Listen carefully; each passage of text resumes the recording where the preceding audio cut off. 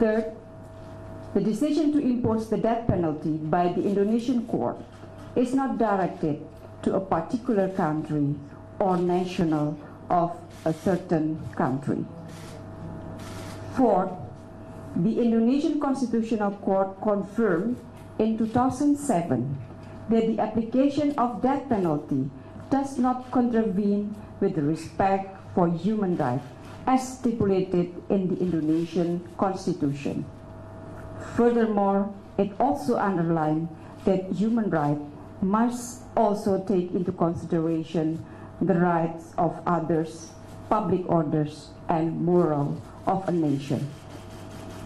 Fifth, Article 6 of the International Covenant on Civil and Political Rights states that the death penalty can be applied in the most serious of crimes through a court decision.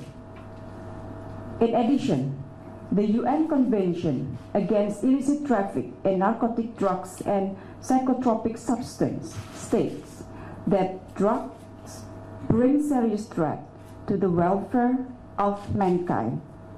The convention also states that a country may therefore apply a more strict punishment toward drugs criminals.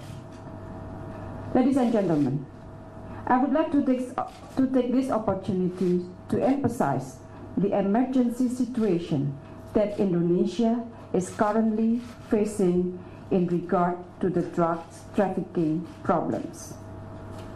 Indonesia continues to face enormous challenges in addressing drug trafficking, where it does damaging effect to the country's social and economic fabrics.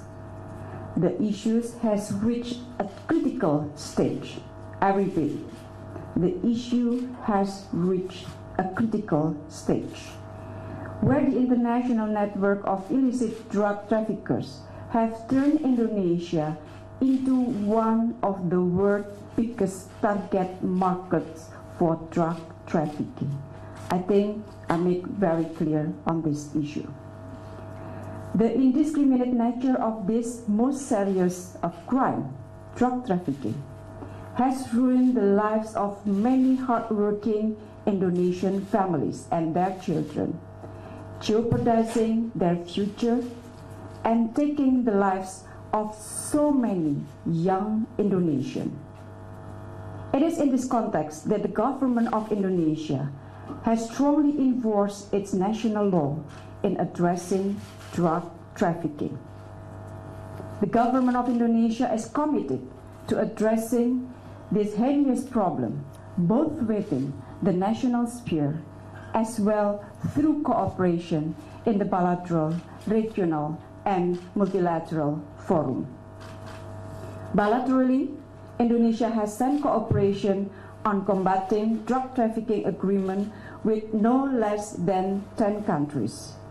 The most recent agreement was with the Philippines, which was signed during President Joko Widodo's state visit to the Philippines. In addition, a recent drug bust earlier this year was the result of cooperative operation between the Indonesian National Narcotic Agency, or BNN, and China National Narcotic Control Commission, as well as the Hong Kong police.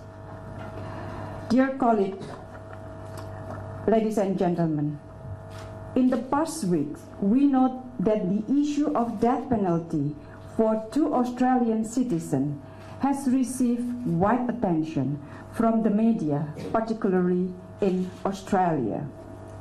We understand the position of the Australian government to make representation on their behalf. We take note of such representation that has been made at all levels. Although we understand the position of the Australian government, yet it should be underlined that this issue is purely a law enforcement issue. A law enforcement against extraordinary crime. A law enforcement by a sovereign country, Indonesia. I would like to repeat again that the decision to impose the death penalty by the Indonesian court is not directed toward any country nor national of certain countries, but it is directed to an extraordinary crimes. Both Indonesia and Australia have wide-ranging cooperation in many fields, from political, security, trade and investment, as well as socio-cultural and people-to-people. Lastly, I would like to mention, bilateral relations between two countries should be based on mutual respect and mutual benefit. Indonesia remains committed to adopt this principle. I thank you very much.